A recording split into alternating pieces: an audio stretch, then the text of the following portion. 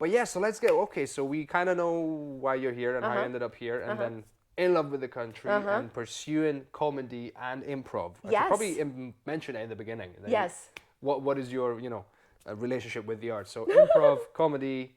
I'm guessing I'm writing. I write. I do. Yeah. I write science fiction. I have a few Cool. things published. I never got paid for it. It's all just What do you have like published? some short stories, Okay. some articles. But I'm working on a novel. It will Right. eventually be finished. How's that going for you? I'm not gonna lie, it's hard to juggle time to write Mm. with so many gigs. Cause like I've got stand-up gigs, I've got improv gigs. I also like try to have time to chill out or like I don't know, see my friends or something. Yeah. Although all my friends are comedians as well, so like I will see them at gigs. But Yeah, it is weird because like I've got pals performing at the Fringe, and I'm like, I might see your show, I might not. I still love you. I just don't have the money or the time. yeah, like that's exactly the same for me. Like I'm going through probably about 10 different days over the next month. And if I have time to go see the gig, I definitely will. But because I'll be going over so often, the idea of going over again when I'm not going to be in it, I'm just like, I just need to sit on my couch for a while. Like, I really believe in you. I'm gonna cheerlead Yeah. from here, but sorry. I support you. I love you. from my couch. Yeah. Listen, I reshared your story. I shared your Yes, fucking yes. poster. It's on my Facebook page. Yes, there's I did- proof. I did my bit. Yes. Yes, exactly. So yeah, Luckily, this episode comes after the Fringe, so all my friends are gonna be like, "Oh, that's what he was up to." yeah, that explains it. Nah. No, they'll probably still call you, be like, "What the heck? I thought we were friends." Well, yeah. So that's why I need to make sure that I stay on brand and I don't make up other stories about dead dogs and grandmas That's and true. whatever. Just They'll be like, they'll figure out. They'll see right through it. yeah, yeah. Anyway, yeah. So I don't have much time for writing because I do a lot of stand up. I do a lot of improv.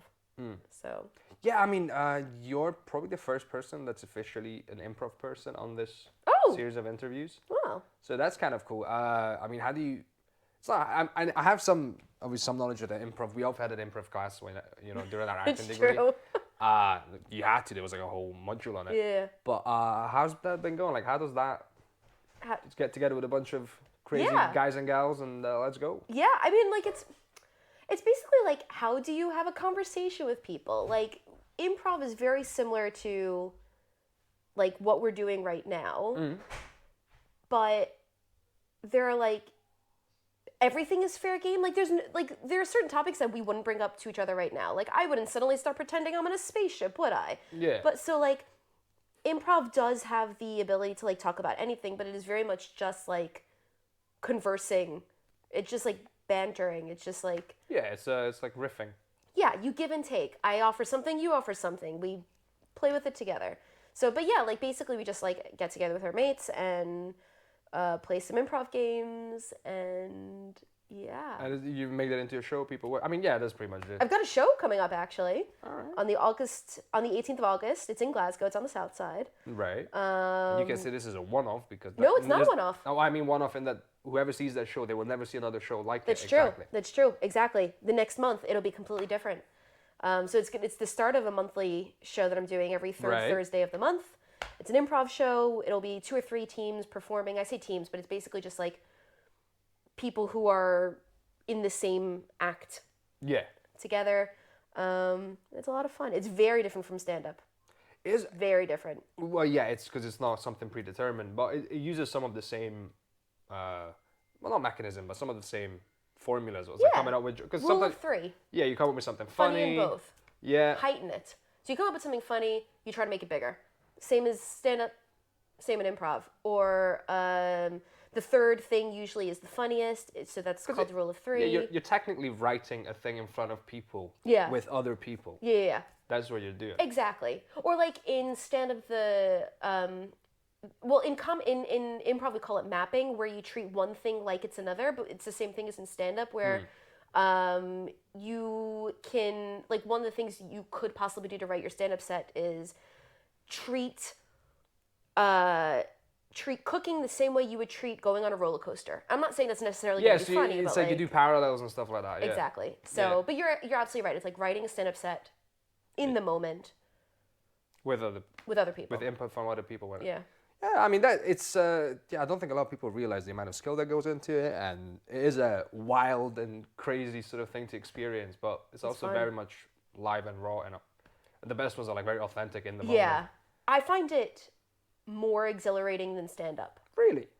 because in stand-up I know roughly what I'm gonna say, Yeah. right? Obviously, you can't prepare for hecklers or some people laugh at parts that I wasn't expecting because That's a classic, right? yeah. So like, how do you deal with that? But I know roughly how my stand-up set is going to go. I don't know how the improv set's gonna go.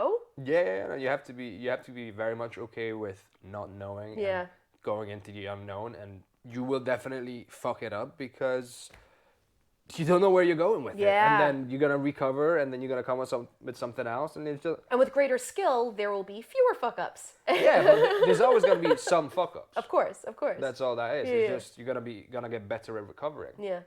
I mean, the reason I went into improv. It's never 100% though. Absolutely, but like the same as it's like when you have a conversation with somebody, sometimes you might bring up something really stupid and they're like, "What?" Yeah. And it's kind of like that with improv, but then in improv you can pretend that you meant to do that. Yeah, because I like once you realize, oh, you said something stupid, and you're like, but this could be funny. Yeah. Let's go. I'm Exactly. doubling down. Exactly. You double down and instantly everybody's on your side. So, I said what I said. yeah. What of it? So, Cool. So okay, that already kind of clears up the stuff that you do. would you ever do improv? I have done some improv. No, but like I mean like outside of a class for But we've done we had an improv show as well. Oh. Yeah. Did you? Yeah. How was it? Yeah, it was fun. Yeah. I do enjoy improv. I think so. My problem with improv was I had to learn to be more open to not even other people's ideas, but instead of trying to get it right, Yes. instead of just work with whatever imperfection you've got, in front of you. And also sometimes it's a communication thing. I have this really funny idea in my head, funny to me, but Yeah. like you lack all the context that's in my head for That's- you to be able to work with it. So you need to be able to either communicate your idea efficiently in like short bursts, Yeah. or just go along with whatever comes along and then just build on that, and hopefully something nice comes out of it. Yeah. So that I felt a bit uncomfortable because I would feel that I was doing something wrong because I'm not doing it right. There was Gotcha. that feeling for a while. It's gone away. The more I'm learning about acting, the more I'm learning about stand up. It's very much sort of free flowing. Like there's some structure, Yeah. but then there's also a lot of freedom. Yeah. Every rule there is can be broken. Yeah, it's weird, but it's no, it is because it can get a bit complicated once you actually start thinking about it. Have like, it's all you want to be in the moment, but you also Yeah. have like you're in the moment and you have all this stuff memorized as well. So Yes. Yes. What? I definitely feel that way during stand-up sets. Is like, I have all this stuff memorized, but I do want to interact with the audience, and that's like the part where you improvise, right? You don't know Yeah. what they're gonna say. Yeah. Well, I was gonna say improv comes into stand up Yeah. with your ability to like whatever somebody says, you can be like, well, that's just not funny. I'm not gonna roll with it. That's Yeah. where the yes and is like, I do the most boring job in the world, and you're like, well, let's get into it. Yeah, you know? exactly. Let's talk about that. Let's talk about you. Yeah. You just the way you said that is gonna be funny for someone. Like, oh, well, thank you. Yeah. Yeah, no. The way I explained it to myself was that acting, comedy, whatever, it's like between the numbers 1 and 2. You're gonna like this because you're a mathematician. alright. There's an infinite number of numbers true. between 1 and 2, but That's you're true. still in that lane between 1 and 2. true. So what you wrote down, that's you're set in this track Yeah. between 1 and 2. That's true.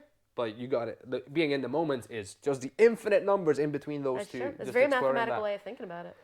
Yeah, again, I did study maths and IT, so that That's true. I've have the angle. But yeah, we had talked about this before. I do Yeah. like maths to a certain extent. So yeah. But not enough to do a job with it.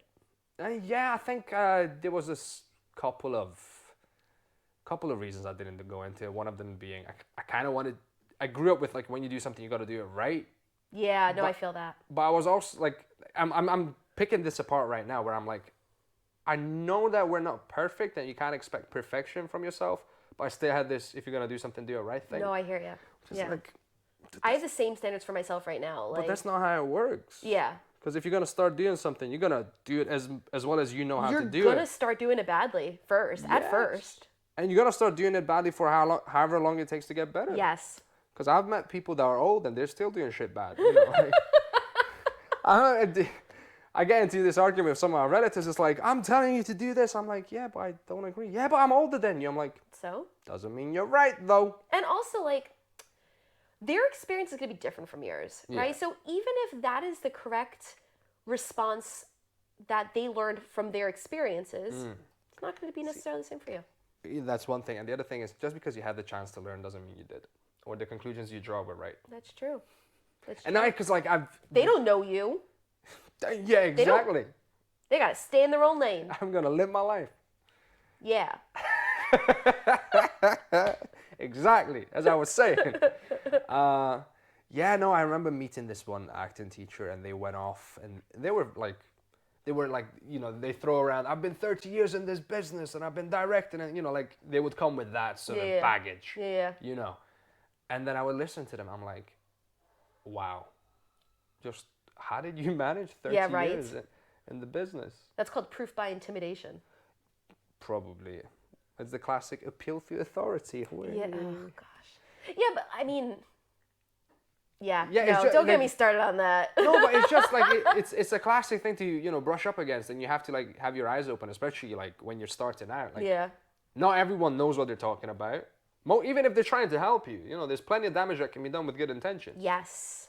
Have your wits about you. I have received loads of bad advice from people who not think they mean well. They do mean well. They mean well, but they don't.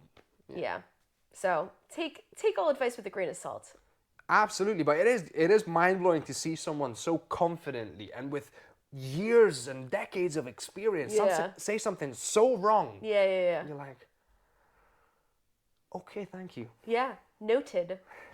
I will note that. Yes, I will not to ask you for advice again. Yeah. So when was the last time you did acting school? So I did my sort of long-term acting class was back in 2017, but I've done sort of courses since then. Yeah. I've done stuff like that left and right. Fair enough. But yeah, I'm not self-taught by any stretch of the imagination, but I've been actively sort of involved in my own tuition. So I would, you know, read a book and do an exercise and try things out. And you know, I was kind of lucky. I went into acting school with that mindset of like, let me just experiment and see what works for me. Yeah, absolutely.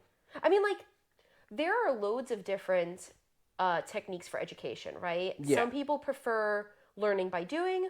Some people prefer learning by being instructed.